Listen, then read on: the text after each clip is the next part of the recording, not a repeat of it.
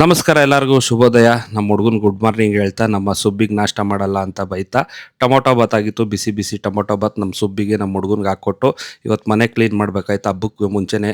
ಹಂಗಾಗಿ ಕ್ಲೀನ್ ಮಾಡ್ಬೇಕಾದ್ರೆ ಆಲ್ಬಮ್ ಸಿಗಾಕೋತು. ಇವ್ರು ನಮ್ಮ ತಾಯಿ ಕಲರ್ ಫೋಟೋ, ನಮ್ಮ ತಂದೆ ಇವರು ನಮ್ಮ ತಂದೆ. ನಾನು ಚಿಕ್ಕ ಹುಡುಗ ಇದ್ದಾಗ ತಿರೋದ್ರು. ಇದೆಲ್ಲ ಹಳೆ ನೆನಪು. ಹಂಗೆ ನನ್ನ ಫೋಟೋಗಳೆಲ್ಲ ನೋಡ್ತಾ ಇದ್ದಾಗೆ ನಾನು ಚಿಕ್ಕ ಹುಡುಗ ಇದ್ದಾಗ ಇದು ಫೋಟೋ, ನಮ್ಮ ಸುಬ್ಬಿಗೆ ಹೇಳ್ಕೊತಾ ಇದ್ದಾಗೆ ಸ್ಕೂಲ್ ಡೇಸ್ ಫೋಟೋ.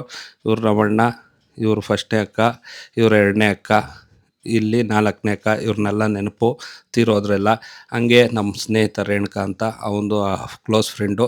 ನಮ್ಮ ಫ್ರೆಂಡ್ಗಳೆಲ್ಲ ಆವಾಗಲೇ ಜಾಸ್ತಿ ಇದ್ದರು. ಅದೆಲ್ಲ ಫೋಟೋ ನೋಡ್ಕೊಂಡು ಹಳೆ ನೆನಪು. ಇವ್ರ ಅತ್ತೆ ಸೊಸೆ ಏನೋ ಮಾತಾಡ್ತಾಯಿದ್ರು. ಹಂಗೆ ಇದೆಲ್ಲ ಗಿಫ್ಟ್ ಬಂದಿರೋದು. ಆಗಿನ ಕಾಲಕ್ಕೆ ನಾನು ಹುಟ್ಟೋಕ್ಕಿಂತ ಮುಂಚೆ ನಮ್ಮ ಅಕ್ಕಂದಿರು ಮದುವೆ ಆದಾಗ ಅದನ್ನೆಲ್ಲ ಆಟ ಆಡ್ತಿದ್ದಾಗೆ ಕ್ಲೀನ್ ಆಯಿತು. ನಾನು ಭಾನುವಾರ ಇವತ್ತು ಹೊರಟೆ ಮಟನ್ ಅಂಗಡಿಗೆ.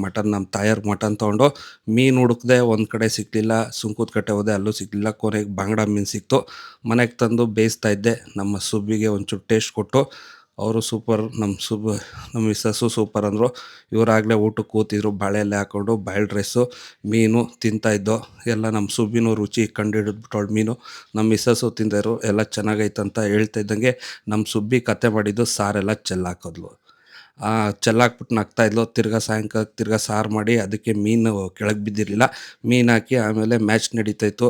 ಈ ಹುಡುಗಿಗೆ ಏನೋ ಕ್ರಿಕೆಟ್ ಮ್ಯಾಚ್ ಅಂದರೆ ಅಷ್ಟು ಸಂತೋಷ. ಇಬ್ಬರು ಆಟ ಆಡ್ತಾಯಿದ್ರು. ಅಲ್ಲಿಗೆ ಇವತ್ತಿನ ಕತೆ. ಎಷ್ಟೇ ಸ್ನೇಹಿತರೆ, ನಾಳೆ ಸಿಗೋಣ.